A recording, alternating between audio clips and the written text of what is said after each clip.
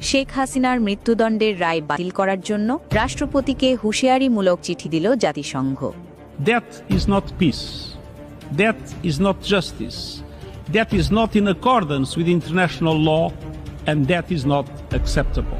বাংলাদেশের সাবেক প্রধানমন্ত্রী শেখ হাসিনার বিরুদ্ধে ঘোষিত আকস্মিক মৃত্যুদণ্ডের রায় ঘিরে যখন রাজনৈতিক অস্থিরতা তুঙ্গে, ঠিক সেই সময় জাতিসংঘ থেকে একটি জরুরি চিঠি পাঠানো হয়েছে রাষ্ট্রপতির দপ্তরে। উচ্চমাত্রার কূটনৈতিক গুরুত্ব বহনকারী সেই চিঠিতে জাতিসংঘ স্পষ্ট ভাষায় উদ্বেগ প্রকাশ করেছে রায় কার্যকরের প্রস্তুতি নিয়ে। বিশেষত চিঠিতে উল্লেখ করা হয়েছে, যে আইনে শেখ হাসিনাকে মৃত্যুদণ্ড দেওয়া হয়েছে সেই আইনটির মূল কাঠামো তার নিজের আমলে প্রণীত হয়েছিল। তবে সেই আইনে যেসব ধারা, প্রমাণ ও সাক্ষ্যকে বাধ্যতামূলক করে সেগুলো কতটা মানা হয়েছে তার কোনো স্বচ্ছ ব্যাখ্যা জাতির সামনে উপস্থাপন করা হয়নি। জাতিসংঘ প্রশ্ন তুলেছে, মানবাধিকার লঙ্ঘন হোক বা হত্যার অভিযোগ, যেখানে অপরাধের প্রতিটি ঘটনার সাক্ষ্য প্রমাণ সার্বজনীনভাবে উপলব্ধি করা থাকা জরুরি, সেখানে জনসম্মুখে কোনো যাচাই বাছাই ডকুমেন্ট প্রকাশ না করে কিভাবে এত বড় রায় ঘোষণা করা হলো? এই যে ট্রাইব্যুনালটা তারা করছে, এই বিচারটা তো টিকবে না। আমি আইনজীবী হিসাবে বলতেছি, আমি বিএনপি নেতা হিসাবে বলতেছি না, আমি সিনিয়র অ্যাডভোকেট হিসেবে বলতেছি, এই বিচারটা টিকবে না যে ট্রাইব্যুনাল হয়েছে। কারণ এই ট্রাইব্যুনালটা গঠিত হয়েছিল 73 সনের আইনে আলবদর রাজাকার, আল শামস এবং দালালদের বিচার করার জন্য। চিঠিতে আরো উল্লেখ হয়, রাষ্ট্র, সরকার এবং বিচার ব্যবস্থা যখন এমন গুরুত্বপূর্ণ সিদ্ধান্ত নেয় তখন আন্তর্জাতিক মানবাধিকার সনদ অনুসারে ন্যূনতম মানদণ্ড রক্ষা করা অপরিহার্য। কিন্তু এই রায়ে অনেক প্রশ্ন অমীমাংসিত।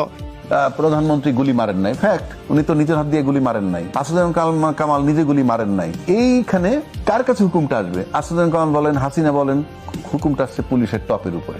অনেকে বলেন মামলাটা কেমন, রায়টা কেমন হইলো, এই সেই 53 বছর পরে, মানে 53 না, তখন হয়তো 43 বছর পরে, স্বাধীনতা যুদ্ধের 43 বছর পরে যখন এই যে স্বাধীনতা বিরোধীদের বিচার হইল, বিচার হওয়াটাকে আমি অপরাধ ধরছি না, বিচার হইতেই পারে, কিন্তু 43 বছর পরে যে বিচারটা করছেন কিভাবে সেটা আমরা জানি। সবচেয়ে গুরুত্বের সঙ্গে জাতিসংঘ সতর্ক করেছে অন্তর্বর্তীকালীন ইউনূস সরকারকে। চিঠিতে বলা হয়েছে, রাজনৈতিক পরিবর্তনের অস্থির সময়েও আইনের শাসনকে রাজনৈতিক অস্ত্র হিসেবে ব্যবহারের অভিযোগ আন্তর্জাতিক পরিমণ্ডলে এক গভীর সংকট তৈরি করতে পারে। আদালত রায়ের ক্ষেত্রে গোপনীয়তা বজায় কেন রেখেছে, কাদের বাদ দেওয়া হয়েছে, কাদের নেওয়া হয়েছে, এমন কয়েকটি প্রশ্নের জবাব চিঠিতে সরাসরি রাষ্ট্রপতির কাছে চাওয়া হয়েছে। কে ভালো কে মন্দ, আমাদের একটাই প্রশ্ন, বাচ্চাগুলি যে মারা গেল, বাচ্চাগুলি আত্মহত্যা দিল, পুলিশগুলি মারা গেল, আমরা ইকুয়াল টু কথা বলবো, যেহেতু আমরা মানবাধিকার সেকশন, আমরা কারো দলের কথা বলবো না, আমরা পুলিশদের কথা বলবো, বাচ্চাদের কথা বলবো।